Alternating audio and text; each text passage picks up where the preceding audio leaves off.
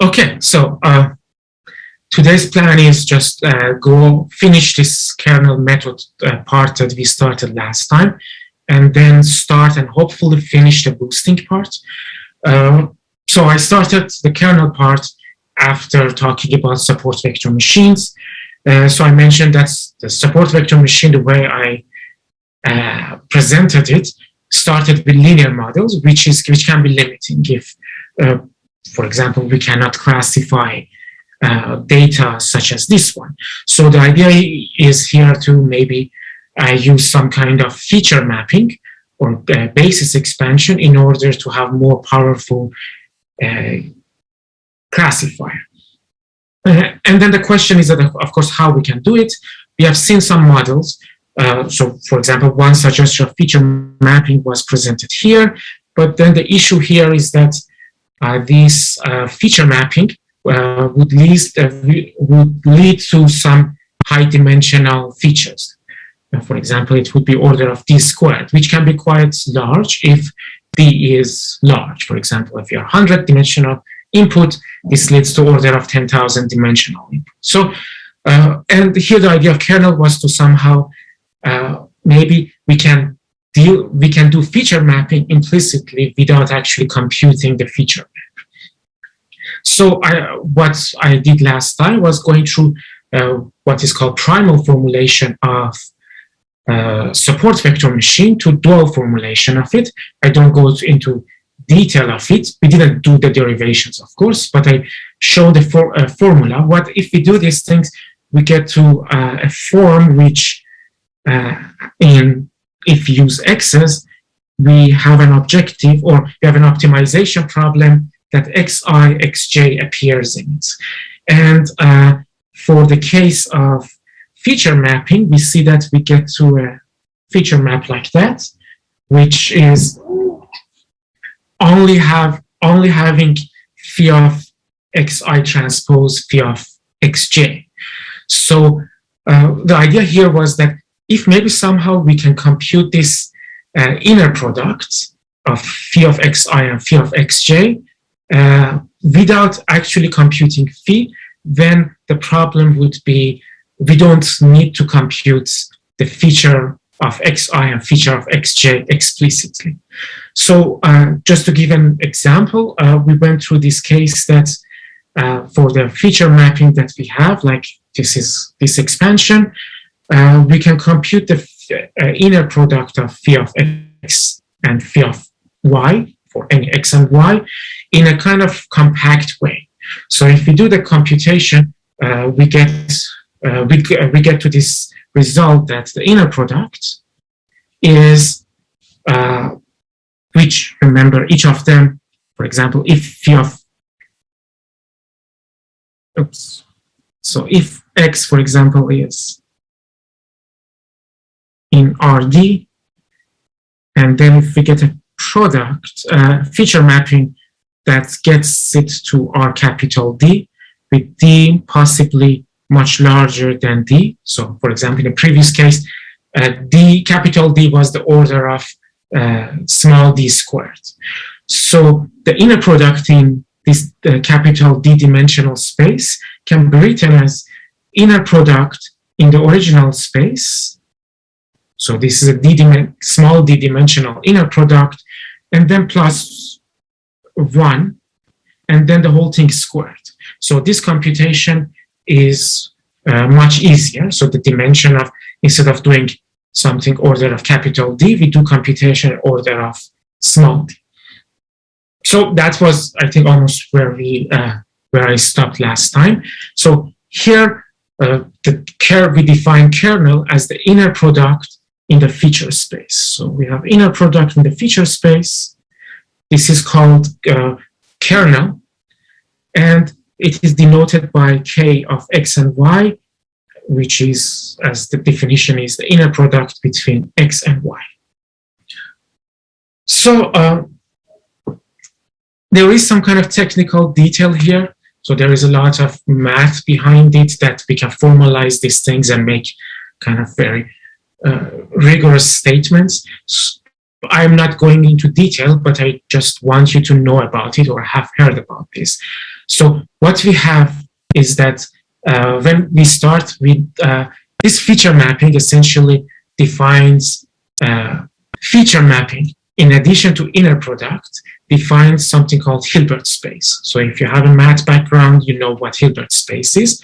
But if you don't, Hilbert space is essentially like a Euclidean space with which the norm is defined by inner products of two vectors.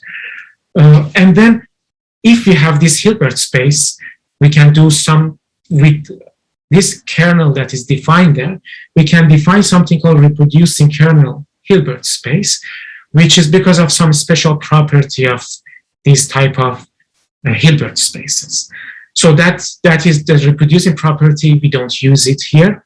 I mean, we use it implicitly, but I don't define it explicitly. So I guess the only thing that is important to remember here is that this reproducing kernel Hilbert space, which is denoted by RKHS, is what we get out of this exercise of defining these kernels.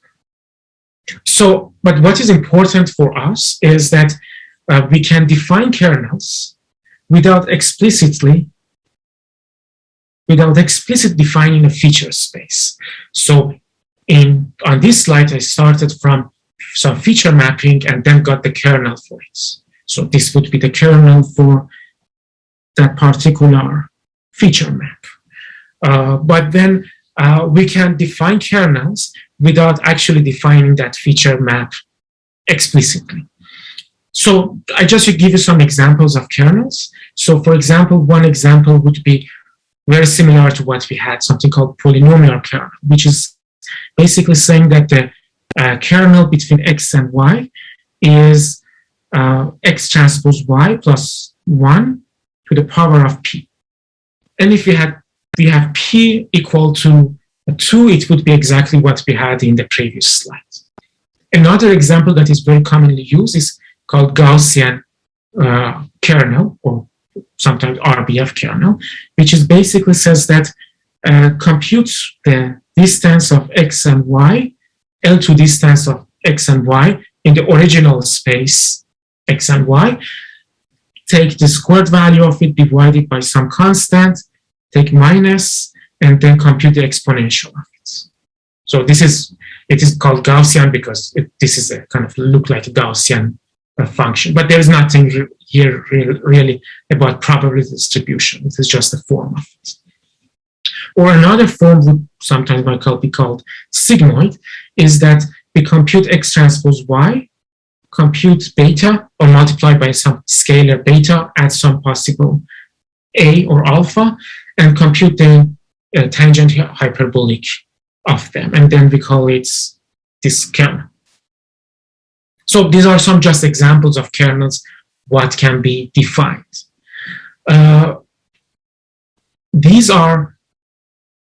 All of these kernels correspond to some kind of computation of inner product of some mapping of this x and y to some feature space. But we don't really compute that the mapping explicitly here. We just say that if we compute that mapping and compute the inner product, then the results would be this kernel. So there is this kind of implicit mapping. You're implicitly mapping to potentially higher dimensional space. So for example, in the previous case, we are mapping from space small d to capital D. And and D, capital D is actually order of D squared, so it is much larger space. In some of the other example, this dimension, the mapped dimension, might be actually much larger. So one way to intuitively think about these kernels is that they are measuring the similarity of 2 points. So for example, maybe in the case of Gaussian, it is actually very clear.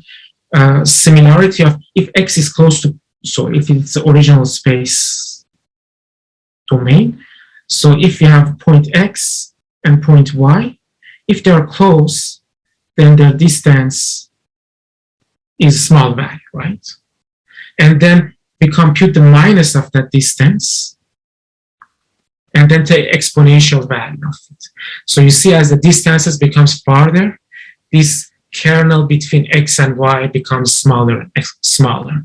And when they are very close, like for example, if x is exactly equal to y, then kernel of x and x essentially would be exponential of -0 divided by some constant. But I guess that doesn't matter, which is 1. So the maximum would be 1 as x and y get farther, so become less similar, then the kernel between them becomes small. And that's why we call it a measure of similarity. So I guess that's a good way of thinking about it, what the interpretation of it is. But what they are doing is that implicitly mapping in some high feature space and then compute the inner product. Is there any question so far? So sorry, I'm confused. We just said on the last slide that we could be mapping our d-dimensional, lowercase d dimensional input space to the uppercase d, which is a higher dimensional space. But both of these examples we've shown here are going to going down to 1 dimension. So I guess what would No, sorry, which part goes to 1 dimension here in this example? So both of these are just, we're returning a single, single value. Right, but okay, so inner product is always a single value, it's a scalar. Yes. Even here, like when we're computing, like here, even if this is RD, each of phi of them, the result of them belong to R. Yes, and that's why I'm kind of confused. Well, okay. I'm just not seeing how where is the big D dimension entering? Because both of the all those examples we've shown are single dimensional. The output. So I guess there are 2 things. One is that where is that capital D appears in this thing. The other is that whether these results are single dimensional or not. These results are, maybe I answer the first part first. So this because I'm basically just seeing a couple of functions that are a function of an inner product of the input x and y values. I'm not really seeing how this is getting mapped to. So that's the implicit part of it.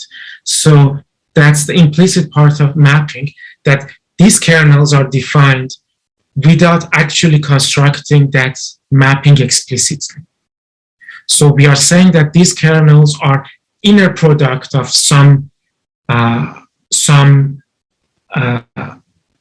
in some higher dimensional space, for example, but without actually going to that higher dimensional space. So just an example, if this is the case, p is equal to 2 here, this would be an example of mapping from RD to something order of RD squared without actually doing that mapping. So this was exactly the case that I had in the previous slide. So we go to D squared, RD squared, but without actually, and we compute the inner product without actually computing that phi of x and phi of y. And this is kind of the beauty of it, because it allows us to compute this inner product without computing that feature mapping explicitly. I have not specified what is the corresponding phi for these cases are, and I'm going to talk about it soon, but I haven't specified them. So you should just, for now, I guess, just believe that there exists some feature mapping, that if we do that feature mapping, the inner product would be, for example, this Gaussian kernel.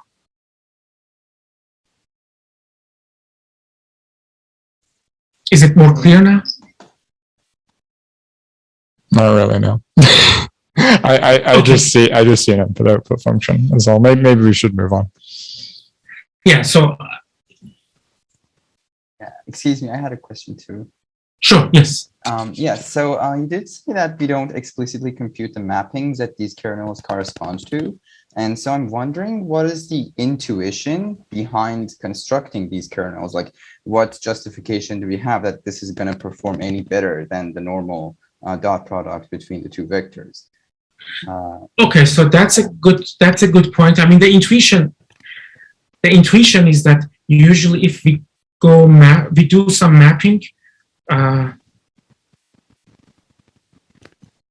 and map something from some small dimensional space to higher dimensional space, things become easier, for example, to classify. So, for example, here, the idea here is that maybe in the input space, there's no linear classifier that can separate them. But if you map things in a high dimensional space, there would be somehow enough space or separation that we can find a linear mapping there.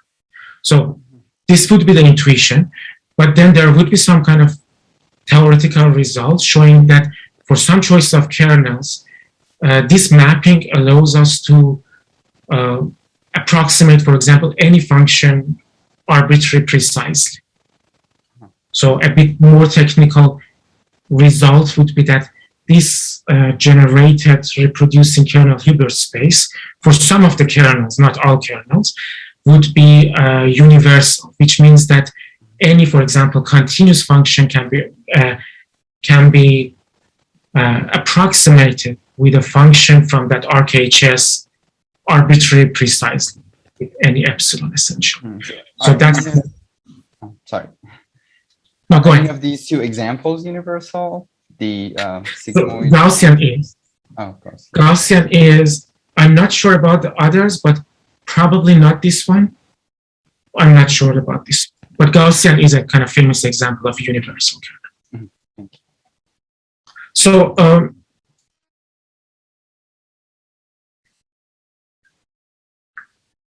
maybe okay, so I think I go ahead and then hopefully it becomes a bit more clear later. If not, we can come back to them. So these are just kernels that are defined, and we are saying that they are the inner product in some feature space without explicitly constructing that feature space. Of course, the question is that, well, can we choose any arbitrary function between x and y and say, call it a kernel? Or another way to ask, if we choose arbitrary function k of x and y, like, I don't know, for example, if I say x and y, if I defined it as x divided by, well, this doesn't make sense. Yeah, let's say x divided by y, and suppose x is r, so we can easily define it. So is this function a kernel or not? So now what we need to talk about is, what I want to talk about is that exactly this question, that what kind of functions, which are from, takes two x's, x and y, for example, both of them belonging to space, input space, and returns a scalar, are proper kernel. And proper in the sense that they are inner product for some feature map phi. So does it, if I choose k of x and y, does it correspond to some feature map phi that if we compute the inner product, then we get this kernel? And then the result is that there exists this result that any symmetric and positive semi-definite function, I guess this is extra function here, is a proper kernel. So what is positive semi-definite function?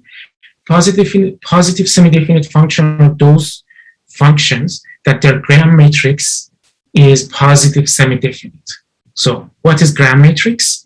Gram matrix basically says that, okay, choose xi and yi's, n of them. Like you choose any xi's, n bunch of xi's, and n bunch of yi's, and then construct a matrix in this form, that it's I and jth component of that matrix would be k of xi and y of k of xi and yj. So it would be an n by n matrix, and its ith and lth element would be k of xi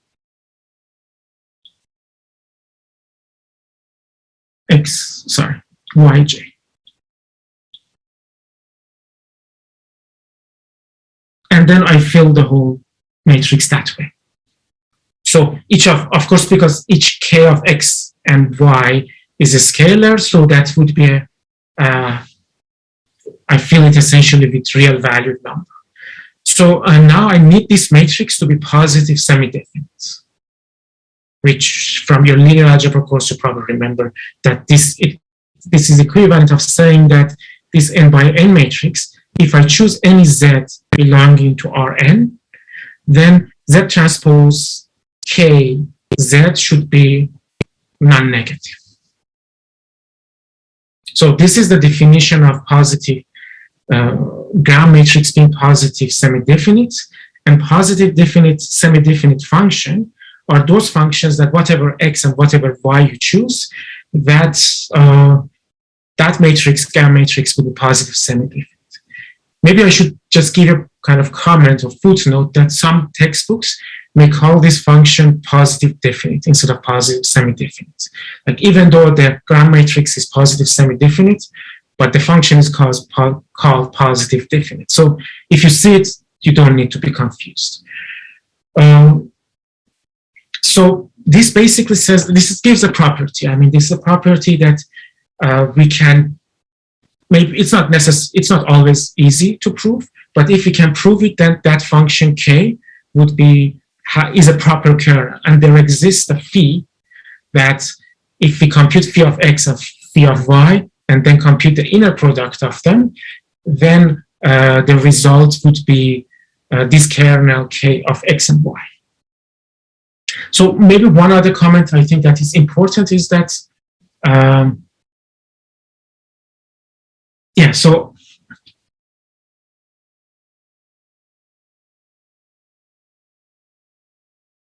yeah, I guess, okay, maybe I'll talk about it later.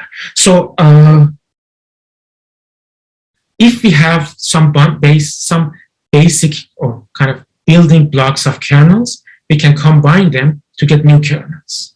So I give you some kind of properties of basic kernel. So for example, we know Gaussian kernel is a kernel, or that polynomial kernel is a kernel.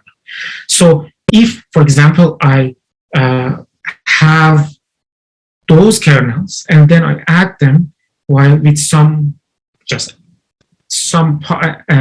alpha i's, where alpha i's are positive. So I add Gaussian kernel to polynomial kernel, the result is still a proper kernel. The other thing is that if we multiply two kernels, the result is still a kernel. It's a proper kernel. Constant function is also a kernel. I mean, it's a kind of boring kernel, but it is a kernel. And if we have these, and I think there are some other properties, but with these things, basically you can construct new kernels. For example, if you have, say, Gaussian kernel, if you recall, Gaussian kernel had this value of sigma. So maybe I can do these things. Maybe I can define a new kernel.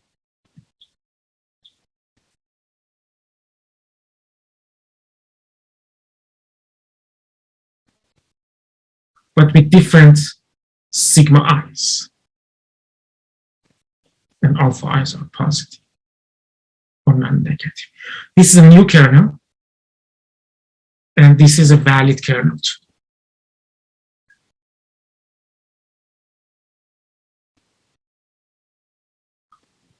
Okay, so okay, so I think this is somehow related to one of the questions or comments that kernels usually map things to high dimensional space, or at least some kernels do that. So for example, polynomial kernel, which is we have seen special case of it when P was equal to 2, correspond to a feature space with a dimension that is exponential in P.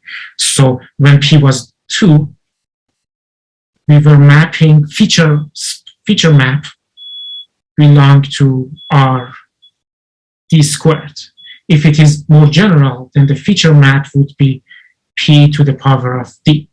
Sorry, D to the power of P. So you see, if P is large enough, that would be very large space. And intuition is that it gives us some flexibility in choosing functions.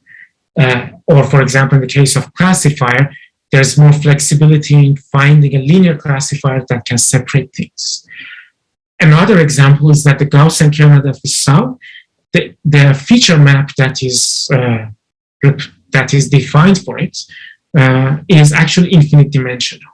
So for Gaussian kernel, phi of x belongs to, well, I mean, this is a bad notation, but it's R infinity essentially. So this gives us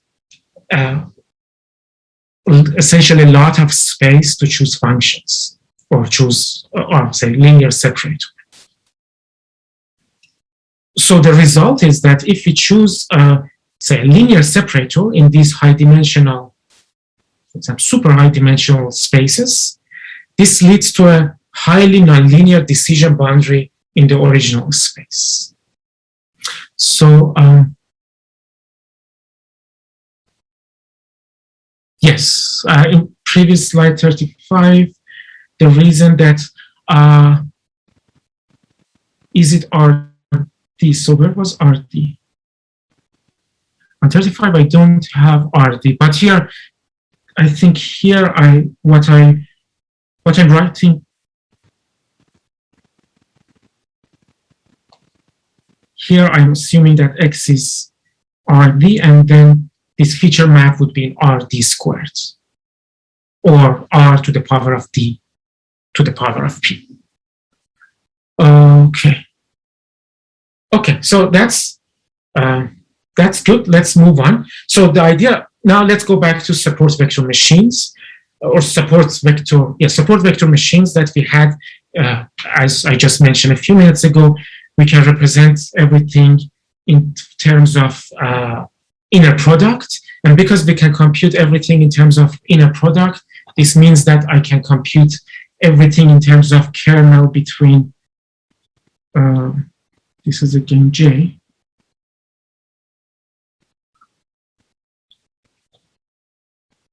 This inner product is essentially can be written in terms of K of Xi and Xj.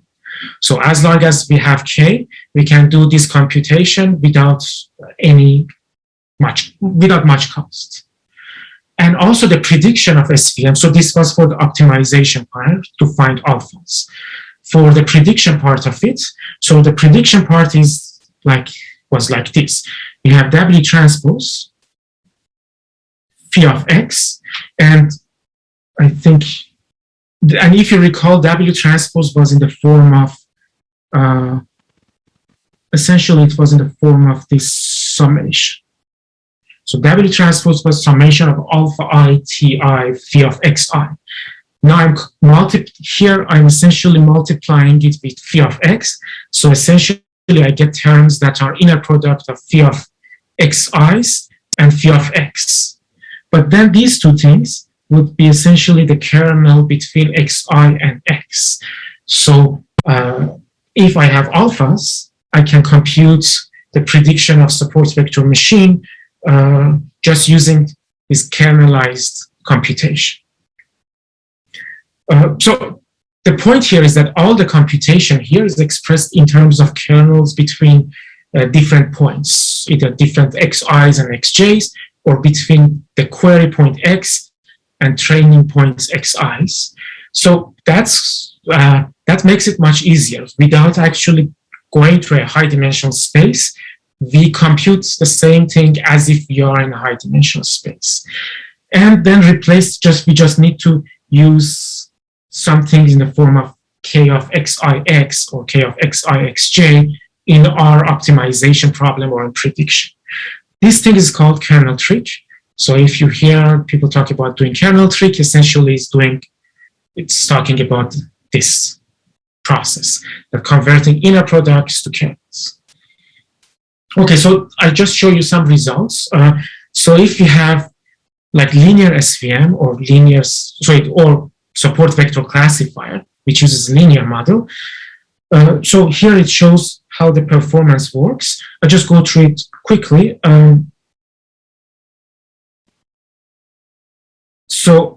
This one, so we have two data sets or two classes, orange circles and blue circles.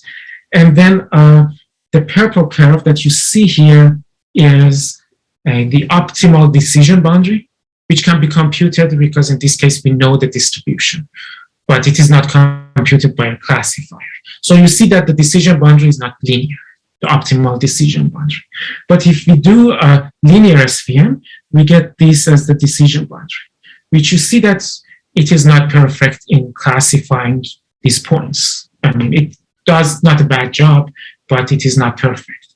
And you see the error, base error also shown. The best error you have is 0.21, but then the test error, for example, for this linear SVM is 0.28. So it's a bit like 7%, 8% almost larger. If we go for SVM with some degree for polynomial, the decision boundary becomes this one. I don't know if you could see it, that color. And you see that it's much more complicated and captures, it is closer to the optimal decision boundary. So here test error becomes 0.24, which is much better from almost 29 in the previous case. And if you use Gaussian kernel, the result actually maps much better or follows the decision boundary much better. And test error becomes 0.218. So it's like less than 1% worse than the optimal decision. So this is just an example. I briefly mentioned that kernel-based methods are not restricted to support vector machines, even though it started being developed with support vector machines. And it can be shown that many of the methods, machine learning methods, can be converted to can be kernelized essentially. I think for interest of time, I skip the detail of this. Just want to mention that we can show that, or it can be shown that if there is a loss function, any loss function, not necessarily hinge loss that we used in SVM, and we have some regularization, L2 regularization, then, and our machine learning method or model can be represented as a linear inner product of W times some feature map. So this is essentially a linear model in the space of phi's. Then if we solve this optimization problem, the phi that we get can be written in terms of a linear combination of phi of each of data points xi. So linear combination with some weights. And if we do this thing, if this is the form of our model, then anything that we need to compute can be, after some manipulation, can be written in terms of kernels only, without computing phi explicitly. So for example, if we want to compute the output of a model, which is inner product of W and phi of x, it can be written as summation over n, which n here is the number of data points, of alpha I times k of xi and x.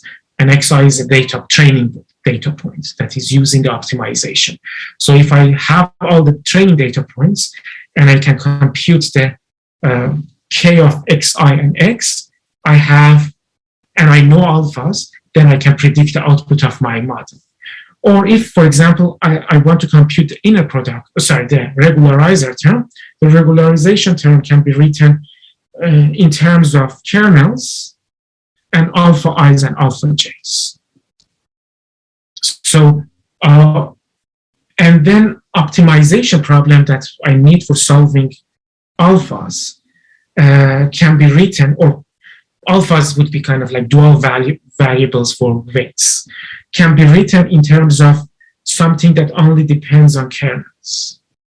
So I'm going to read fast, but the point is that if you're for many machine learning algorithms that you can write the model as a linear model in some feature space, you can kernelize it, including, for example, logistic regression that we learned before. We can have a kernelized logistic regression.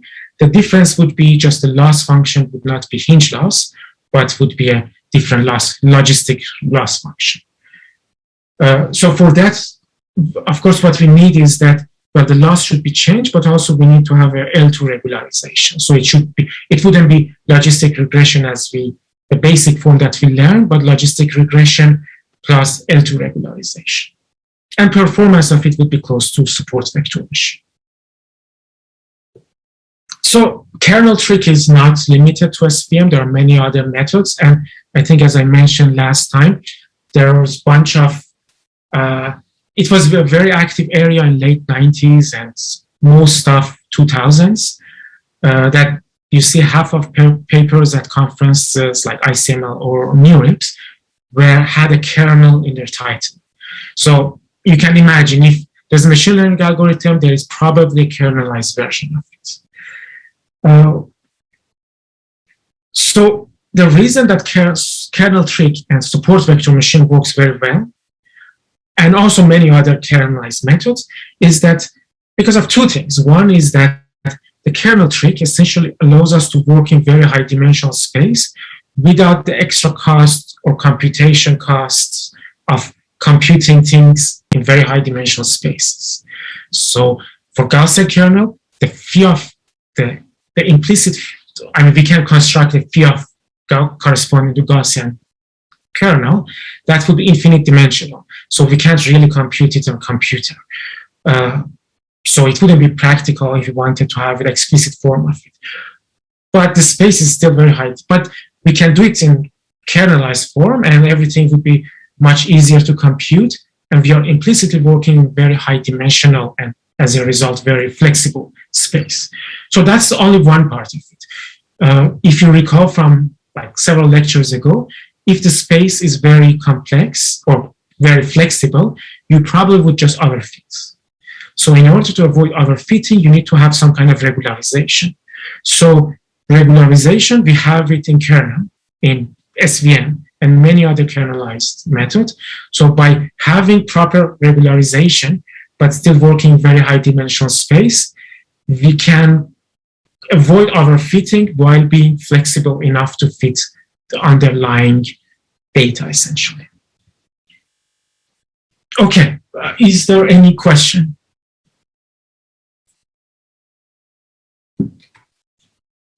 So I'm still trying to wrap my head around what is like the size of this like kernel space. So are we saying that like if the kernel was say a polynomial of like a quadratic polynomial, we basically we expand that into a quadratic term, a linear term, and a constant term, and that means that our like the capital D space or whatever, like that's of size 3. Is that kind of what we're saying? And if it's like if it was cubic, like it's going to be like the number of different terms you get by multiplying that out. Is that what we're saying? Yeah. Yes. So if X is one dimensional, right? That example. I guess your example was that if X is real. So sorry, maybe go forward a couple of slides to the example kernels. But this slide showing the explicit form of that feature mapping. Like you see, this is the explicit form of feature mapping. This is here is X is RD. So the terms that we have is 1, X1, dimension 1 of X1, X2 to XD, and then all the inner product terms. So X1, X2, X1, X3 without repetition. So up to XD minus 1 XD. And then just the quadratic terms for each terms. So it would be x1 squared to xd squared. So this would be order of d squared. I mean, a bit less than d squared, but it's the order of d squared. Okay, and that's okay, and that would be our capital D. The size of our feature space is the number of entries in that phi of x. That's right, yes. Okay. Clears it up a bit, yeah. So then how do we say then that the, sorry, I'm just trying to make a note. And when we said that the Gaussian kernel is infinite dimensional. Mm-hmm.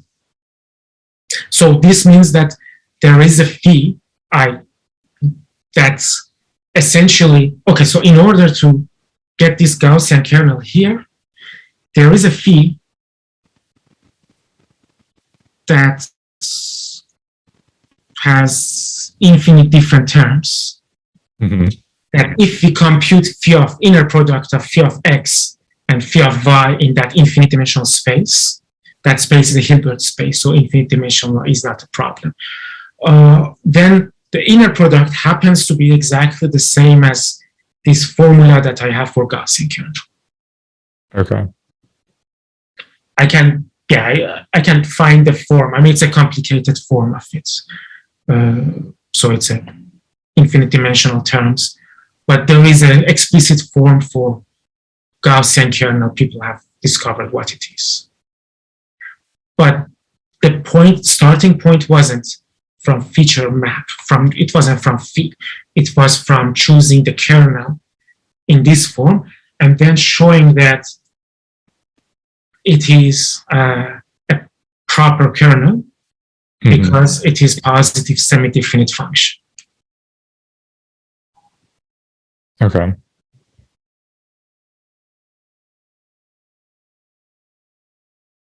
Alrighty, sounds good. Okay, perfect. So there's a question, is actually in actual implementation, is there any optimization on calculating W star?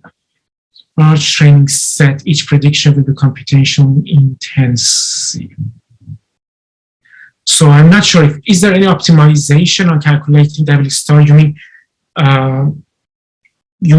okay, so I guess this probably refers to this comment. Or this W star has n elements. So if number of training points is large, so n would be large. And I guess, is my understanding correct that your question would be saying that doing that optimization would be difficult and also predicting the output of the predictor requires order n computation. So if n is like 1,000,000, that's a problem. Okay, so that's a good question. Yes, if n is like 100, 1,000, 10,000, it is not difficult. But if it's order of million, that would be computation intensive. And then there is a literature of how to do it more efficiently. I guess I can give you two comments. One comment is that in support vector machines, it turns out, okay, so I guess maybe it would be, okay, yeah, I guess I would say both of them. In support vector machine, it turns out many of these alpha i's would be 0. So when you want to do the calculation at the prediction time, after you find alphas, you actually depend on a subset of all training points. And those would be exactly those support vectors that I mentioned before. So that's one thing. The second comment is that there is a literature called Sparsification.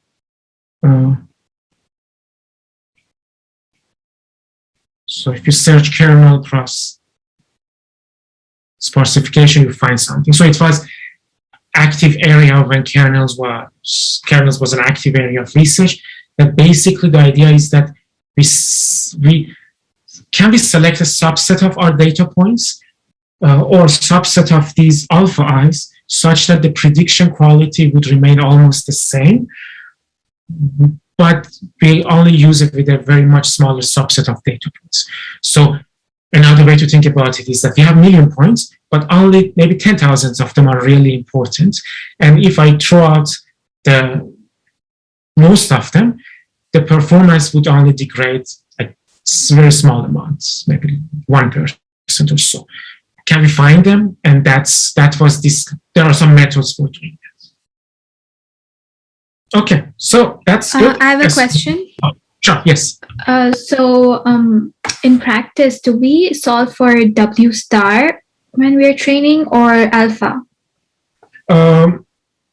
So what you get is essentially, you get to this optimization problem alpha, and then you solve it that way. And is there like a closed form solution for this or no? Depends on your loss function. So if your loss function is squared error loss that we had for regression, then there is a closed form solution which would essentially look like very similar to ridge regression that we had. But instead of, remember this in ridge regression, we have X transpose X. That becomes Gramian matrix that I had in the previous slide. You still need to inverse a matrix, but that's it. But if it is L is like a hinge loss for SVM, no, there is no closed form solution.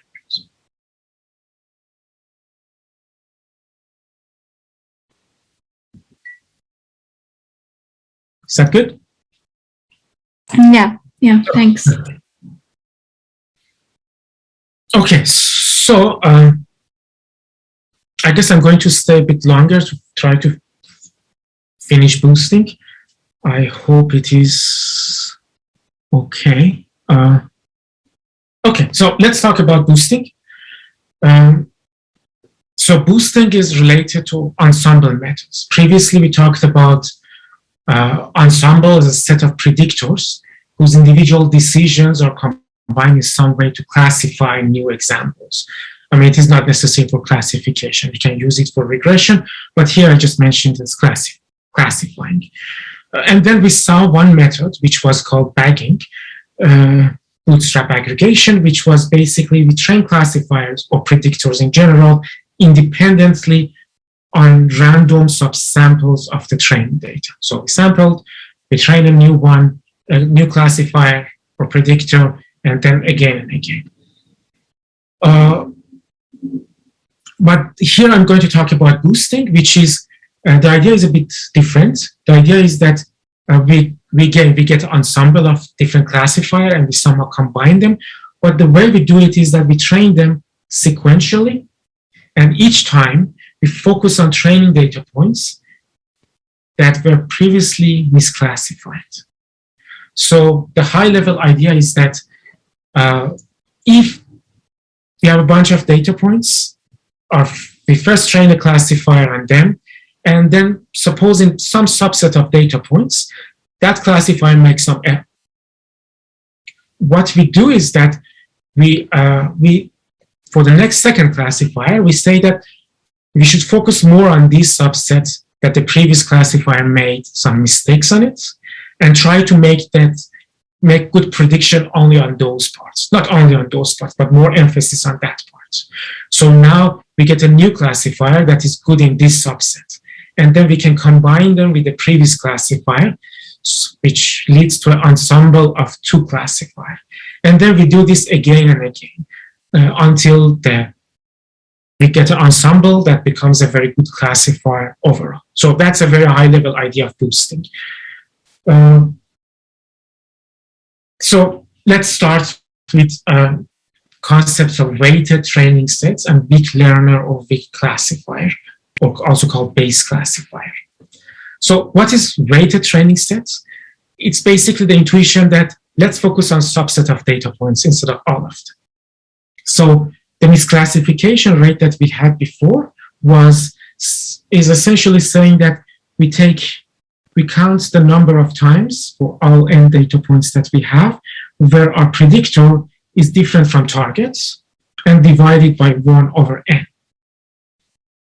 So here, essentially, you're effectively weighting each training set the same. Error in the first data point is the same as the error in the second or third.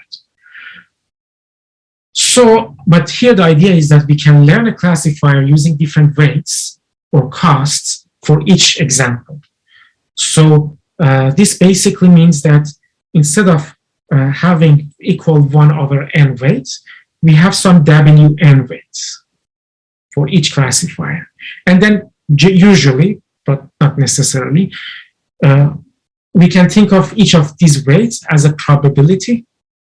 So weights would be larger than 0, and then some of them would be 1. This is not really necessary, but I think it would be useful to think of them as going from a uniform distribution to some non-uniform distribution for arbitrary choice of W's. So here the idea is that the classifier works harder on examples which has higher cost or higher W's. So if W5 is larger W1, there is more incentive for classifier to focus more on it. So that's the idea of weighted costs, classification cost.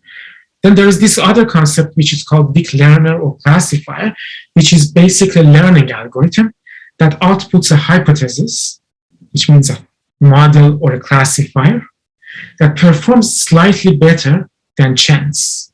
So for example, in the case of binary classification, when we have two labels or possible targets, the chance would be 50-50, assuming the training set, assuming that data is balanced. Like if you have 50% of class 0, 50% of class 1, a weak classifier would be the one that predicts correctly 51%. So, I mean, weak classifier can be much better. I mean, there is no reason that weak classifier is not accurate 99% of the time. But here, I guess this just refers to the fact that it needs to be just a bit better than the chance level, but it is not necessarily a very strong and good classifier. And the idea of boosting is that we can combine these weak classifiers in some way in order to get a better perform overall classifier. Like ensemble would be stronger than each of the classifiers. Also, we are interested in usually, I mean, from practical perspective, we are interested in classifiers that are computationally efficient. For example, decision trees are usually fast, or decision stump would be also much faster. So it's a decision tree with a single split. So it doesn't have a depth of D. The depth is only 1. So how does it work? For example, suppose we work with decision stump. So each classification would be based on only one attribute. And suppose we have two attributes here, like x1 and x2. So two-dimensional, and we have a bunch of positive and negative examples. So what is an example? How does this decision stump work? I mean, you have seen it in the general case of class decision trees.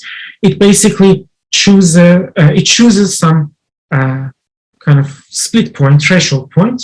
It chooses one of the attributes, like vertical x1 or x2, and then split the space into 2 parts at some threshold. So for example, this one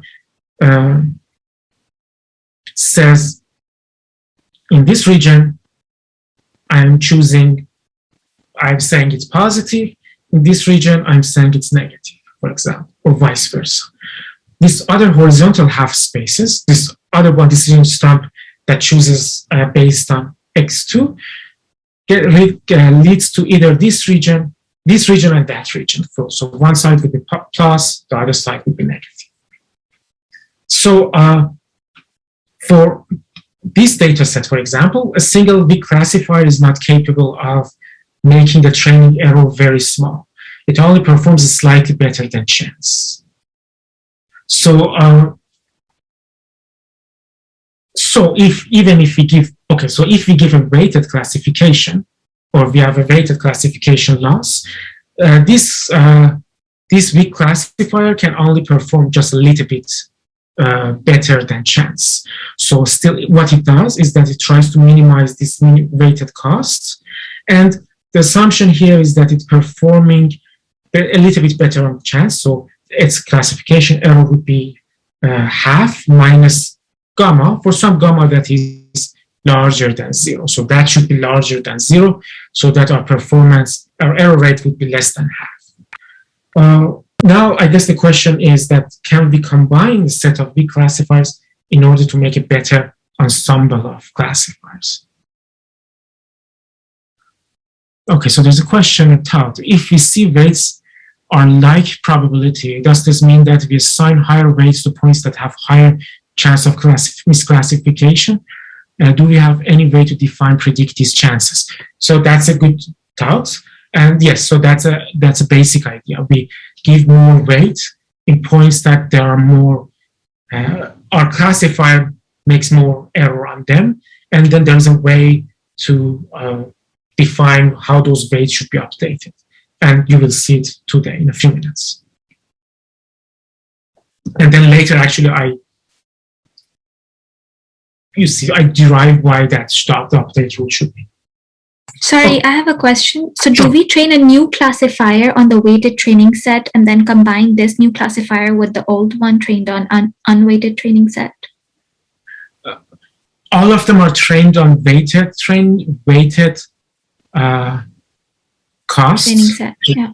On training set, but the weights for each of them would be different. Okay, so we train one after the other based on the misclassification rate of the previous classifier. Right. Okay. Yes. Okay. Yeah, I'm going to explain just in the next few slides, starting from this one. So one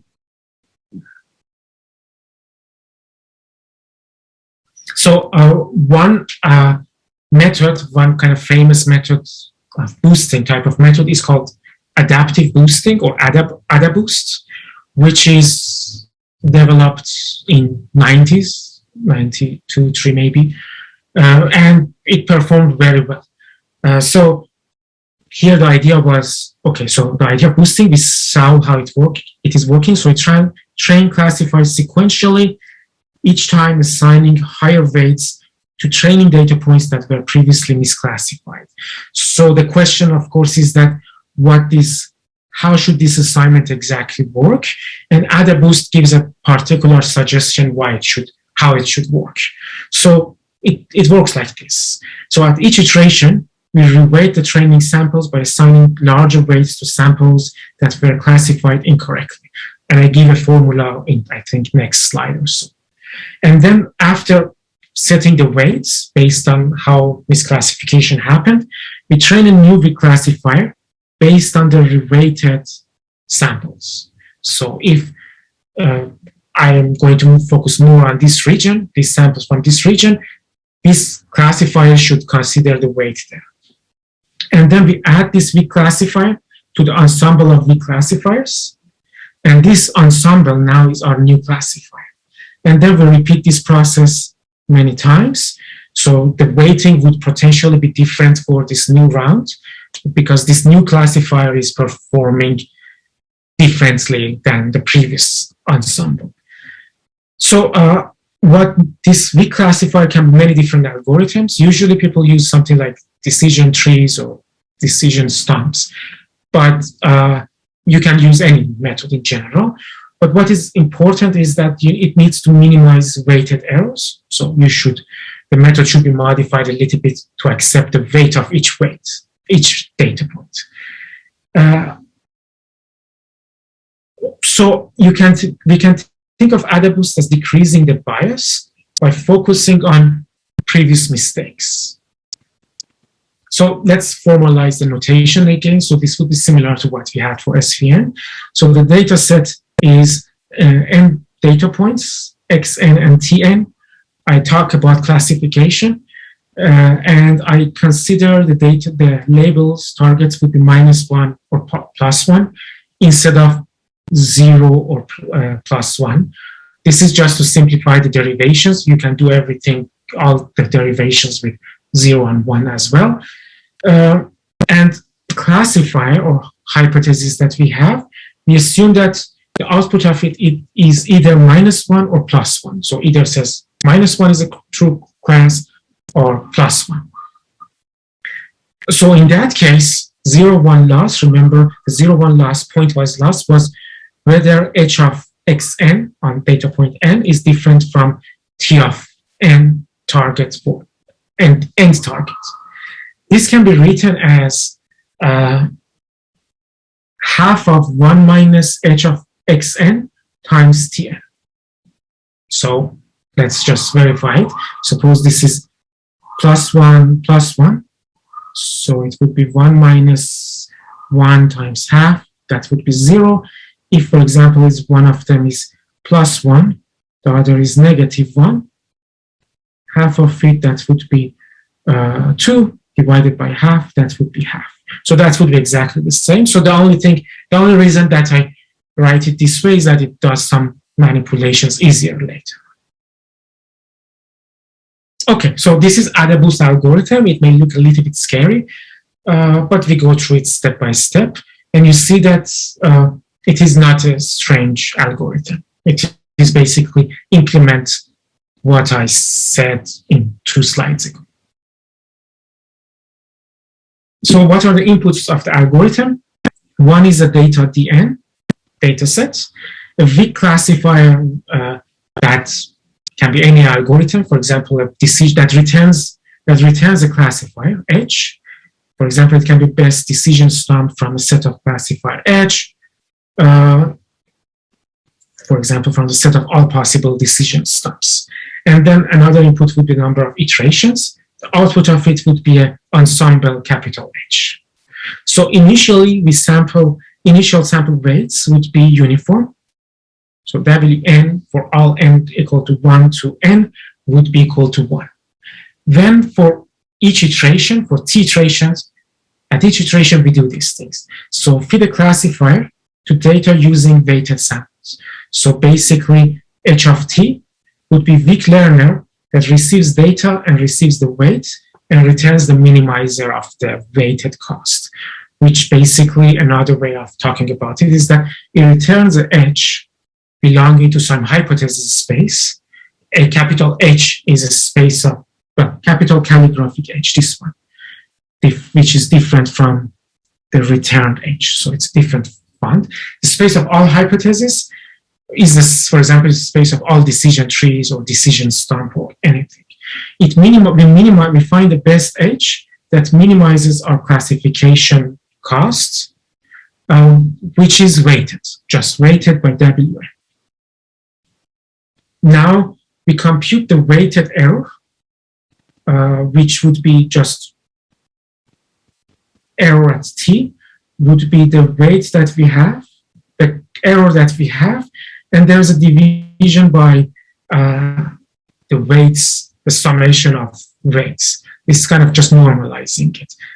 You can think of it, this is essentially, you can think of it that, okay, this whole part, this ensures that the weight is normalized and acts like a probability distribution. So sum to 1. So even if in the later stages of the process, the weights are become larger than 1 and does not sum to 1, this step just ensures that they act like a probability distribution and has a sum of 1. But that's not anything strange or strange. So then we compute something called classifier coefficient alpha t, which is computed by this formula that says that take the error that computed in the previous step, compute 1 minus error divided by error t, take log of it, and then take half of that value. And then that would be our classifier coefficients. And this value would be something between 0 and infinity. You see soon how this is going to be used. After we get this alpha, we update data weights for n equal to 1 to n. And then in this way, so the new weight will be the previous weight times exponential of minus alpha t tn ht. Or we can equivalently do something else. So this is not equivalent formula. but the resulting behavior would be equivalent. Or we can update the weights as Wn times exponential of 2 alpha t, and whether the classifier, the latest classifier that is computed from ht here, whether it made a mistake or not. So this is the new weights. We go up to another training with different weights. And after doing this whole process for capital T steps, we combine our classifiers, each of HTs that we found, with the weight of alpha T. And then the result would be whether we take the sign of it, whether it's positive or negative, and the result would be our ensemble output. Okay, so I think the part that is the part that might be a bit unclear, I think, or it is not obvious, is, but I guess what is not obvious is that why this specific choice of, for example, computing alpha is a good idea, and why should we compute the X weights in this way. So this is not obvious. I just wrote it there, and if you don't have any intuition of why this is the case, well, that's okay. I think when Adaboost came in 90s, it was kind of surprising, and it took a long time for people to figure out what exactly Adaboost is doing. And there are a lot of different theories for why it works from different aspects. And I'm going to talk about one aspect of it later in this lecture. But before that, I guess maybe we can make some intuition about each of these terms at least. Okay, so I guess one thing is that about that alpha, this alpha came like this, and it says that how much I should pay attention to each of the classifiers, weak classifiers that I obtained during the process. So each of these alphas goes like this in order to construct a final ensemble. So what is the behavior of alpha if you visualize this alpha as a function of error? So as a function of error, alpha looks like this, that if error is 0, alpha would be large, very large. Or if error is very close to 0, alpha would be very large. If error becomes very large, like 0.5, alpha becomes close to 0. So you see that's kind of like weak classifier. So anything more than 0.5 is meaningless. We kind of assume that it doesn't make more than 0.5 error. So if there's a 0.5 error, so it's almost at the level of chance, the alpha that it gets is close to 0, which means that when I combine it at the end of this Adaboost procedure, I'm giving a very little weight or 0 weight to it. But if one of the HTs happens to be making the error very small, then I give a very high alpha to it. So I basically listen to it a lot. So this is the intuition of what alpha is doing. Yeah, I think I basically mentioned that. So, okay, so what about the weights? So the weights are updated in this way. So one component is whether, so I'm using this second formula, but that would be equivalent to the first one. So if alpha is 0 of error, okay, so if error is 0, alpha t would be high. So misclassified example get more attention. So how? So alpha is high, say some large value, and then identity of ht of xn being different from tn would be either 0 or 1, depending on whether there's a misclassification or not. So if there's a misclassification, this term would be equal to 1.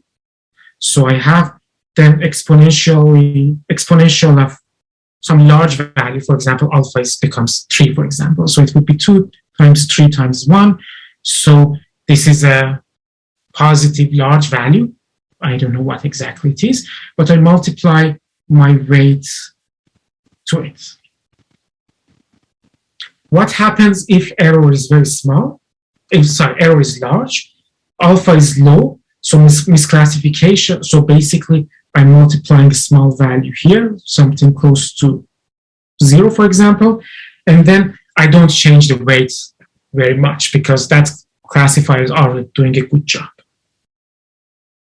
So question, what happens if to the weights, if this classifier HT is doing the classification correctly?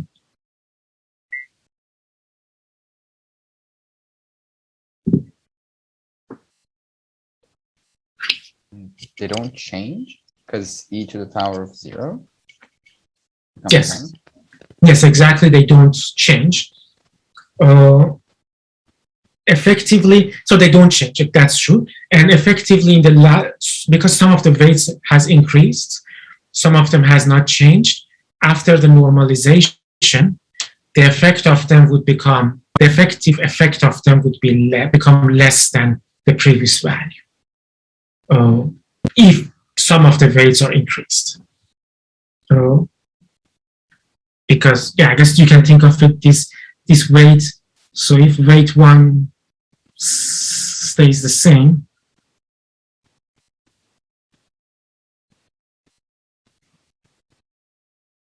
and weight 2 increases, then when I'm minimizing it the next iteration, I'm paying more attention to weight 2, which you can, if we could also think of it, if normalized weight before doing that, it would mean that the effective influence of the weight that has not changed would be less. There was a question, but I guess, is it resolved?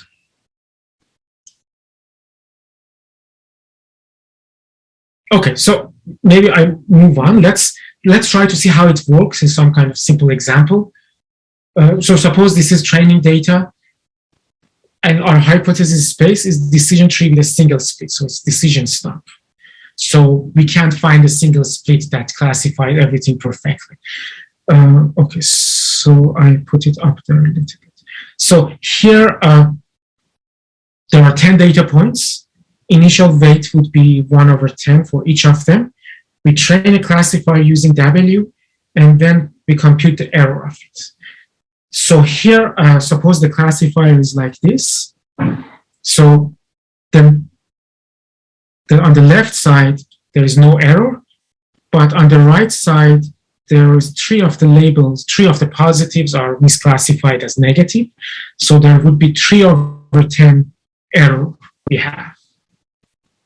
So what it computes, next step is that we compute the alpha, the importance of that first classifier that I get in the ensemble. If we do the computation, alpha 1 becomes like close to 0.42. So our hypothesis, our ensemble becomes sine of alpha 1 H1. Of course, when there's only one alpha 1, it doesn't really matter what it is. If we go to the next step, we get different new weights. So here the new weights are shown as just different sizes of circles, or these crosses, or negative signs. Some of them become larger, some of them become smaller. So you see that from here to there, the size of that grows, which is a way to visualize that the corresponding weight has increased. I'm not showing the exact weights. I don't know what they are, but doing that calculation, you can get the exact weight. So if you do this, then we train a classifier with these new weights. The error, the weighted error would be 0.21. You can leave it. This is just for matter of visualization. So you get a new alpha, which would be 0.66. And then our new classifier, which has 2 weak classifier on it, would be alpha 1 H1 plus alpha 2 H2. And if you do it again and again, we get another error and new alpha. You see that error here is smaller, alpha is increased, and we can get a bunch of different, we already get 3 different classifiers. Now suppose we stop this process after 3 steps. So what we get is that the final classifier would be 0.42 of this classifier plus 0.65 this classifier, 0.92 of the last one. And then the result of it is a classifier that looks like this.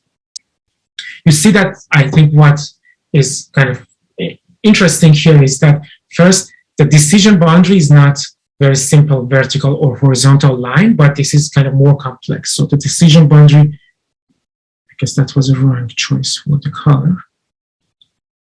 So decision boundary becomes like this.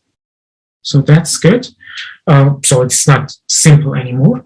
But the other observation is that the classification, there's no error in classifying these points. The classification error is 0 on the training set. So if it's on training set, the classification error becomes 0. Okay, so there is a visualization way of how this is working. So this is kind of the same as the algorithm. We get samples, we reweight them, we get samples, we train it, we get H1, we reweight them, we get H2, and do it again and again to HT. At the end, we combine all HTs, H1 to HT, with alpha T HT, and then compute the sign of it. And then the weights and alphas are computed in this way. So, which is the same as the algorithm that we had. So there are some theoretical results. So I just mentioned one of them. Assuming that at each iteration of Adaboost, the weak learner learns a hypothesis like H with an error that is smaller than 1/2 minus some gamma. And gamma, suppose gamma is positive. And suppose this is true for all t's. For t equal to 1 to capital T. So always we have a weak, at each step we have a weak classifier that, for example, is makes at most 40% error. So gamma is 0.1 in that case. So the training error of the output classifier is at most, so this is a training error on the original loss, on the original classification loss. So there is no 0-1 loss here. Would be upper bounded by exponential of -2 times gamma squared, which is a positive value, times capital T. So this is basically a fast rate as a function of number of iterations T. It goes to 0 very fast, and how fast it goes depends on gamma. If gamma is like 0.001, so it's a very weak classifier, the error rate would not be very fast. But if gamma is like 0.3, for example, so it's not a very bad classifier, you get a rate that is much going to 0 as a function of T much faster. It doesn't go below 0. So here, the catch, however, is that we have a simplifying assumption that each classifier is actually gamma better than a random classifier. This may not be true in practice, because if maybe there is no classifier, reclassifier, that after reweighting the data, it can return an error that is always better than half. Maybe the data weighting becomes so complicated that we can't really find a classifier that is performing very well. But this is just a kind of giving intuition that if everything goes well, and the weak classification assumption, so that was the initial assumption, holds, then the training error goes to 0 fast. Sorry, I had a small question. Sure, yeah. Yeah, the half is the error by chance rate if we have only 2 classes, correct? That's right, yes. Yeah, so if you have n classes, it has to be 1 divided by n minus gamma, right? That's right. That's true. It would be based on, I guess this is based on assumption that both classes are balanced too. So the number of positive and negative labels that we have also should be the same. If they were not balanced, then the random chance would not be half. So that half is essentially the random selection error rate, not necessarily half. That's right. But then I'm not sure how the result would change if you get something other, like, I don't know what's the result for multi-class classification. Probably it would be similar, but I'm not sure like whether we get exactly this exponential behavior with this same constant or the constants would be different. Okay, thank you. Okay. I have another question. Oh, yes. So can we use this method to improve accuracy on corner cases? Like training examples that are less in frequency compared to others? Less frequency like in your less, training set. Yeah, like have imbalanced data set, yeah. Like Adaboost, I mean, not the way that it's presented, but probably a variation of it can work. I mean, generally, I guess you can, if you have a weighted classifier and you want to make sure that some improbable cases, but important cases to have kind of correct classification, then you can weight those samples more. What you are minimizing is not anymore the average error based on distribution of data, but it would be like a modified distribution that pays more attention to some of them. Yeah. Okay, so so the training error of Adaboost under that assumption converges to 0. What about the test error of it? So what happens is that when we add more big classifiers, the overall classifier capital H becomes more and more complex. So for example, you saw that here, each of these classifiers are very simple. It's just a very simple boundary. But here it is becoming more complex classifier. The issue with complex classifier is that complex classifier or generally complex models, there's more chance for overfitting.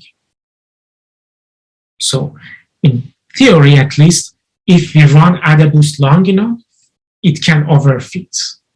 But what has been observed is in practice, so, and you remember, so, yeah, so maybe this is the way. So in practice, people observed for a long time that Adaboost, even though they train it for a long time, they do not overfit, or they did not overfit, or they did not observe Adaboost overfitting. So what they observe is that, okay, so training error goes down, it becomes even 0, but then the test error goes down, but they did not observe for a long time any going up behavior. So you see that generally for many models that we have these observations that if we train for a long time, test error starts increasing. So it has a U-shaped behavior when the model becomes more complex. But for a long time, people did not observe that thing. And there were some ideas that Adaboost does not overfit. But in fact, it took a while before people figured out a kind of scenario that Adaboost started overfitting. It didn't start overfitting in early iterations, but it happened eventually. So for example, it started overfitting after thousands of iterations. I don't know the number, but it happened. But what is, I think, important here is that at least Adaboost in theory or in practice is a relatively resilient algorithm to overfitting, even though it will overfit eventually. Okay. question.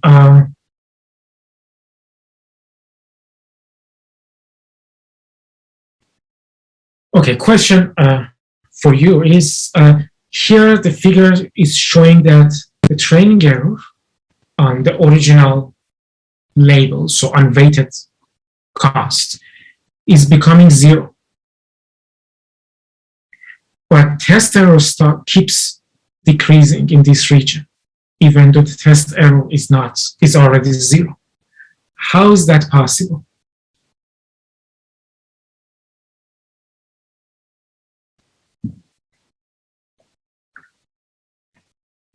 Any idea?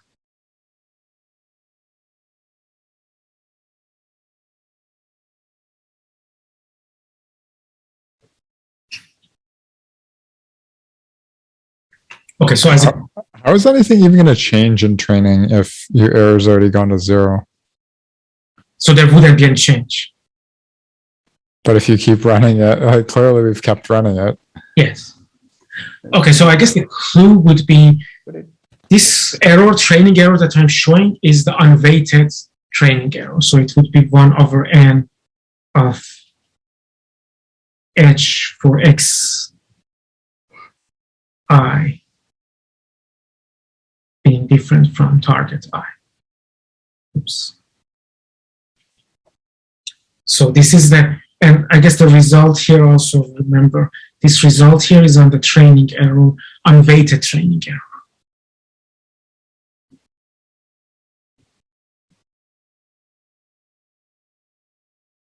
But what Adaboost is trying to do is, okay,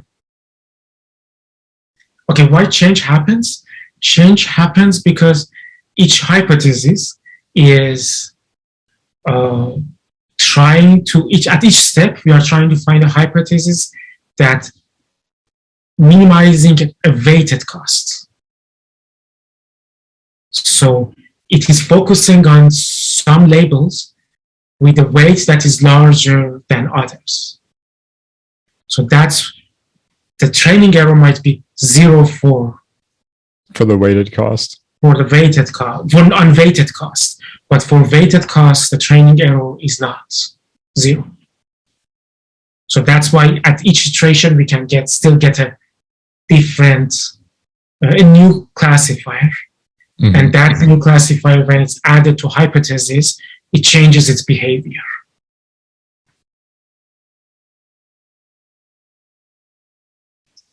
Okay.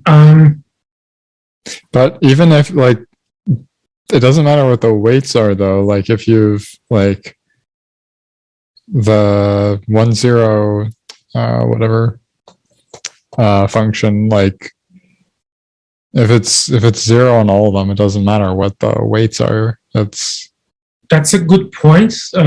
But this training error is the training error for the ensemble. So okay. This is error of ensemble. Maybe I write it clearly here.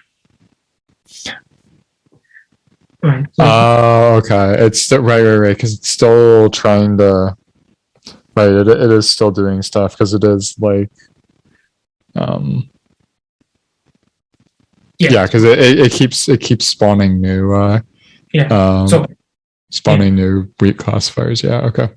Yeah. So the training error of all the like previous 100 classifiers together with the weight of alpha, the training error of that is 0. But it doesn't mean that I have a decision stump. The training error, weighted training error of this new. Yeah, you keep making stumps. Yeah. But then still, I guess it is interesting that even though the training error is 0, the test error keeps decreasing. I mean, it explains why test error should change. It doesn't really explain why test error should keep decreasing. And I try to kind of partially answer that. Why is that the case? By giving a kind of new insight of what Adaboost is actually doing. So I think one issue with Adaboost, well, not issue with Adaboost, but the way I present it is that we had this algorithm that had this alpha and this had these weight updates, which were somehow not intuitive. Like I brought it magically. I argued here on this slide that they are reasonable thing to do, but they are not. I didn't show why it should be exactly this formula and not other formulas. So next, in the next part of this lecture, I'm going to give an intuition of why that's the case.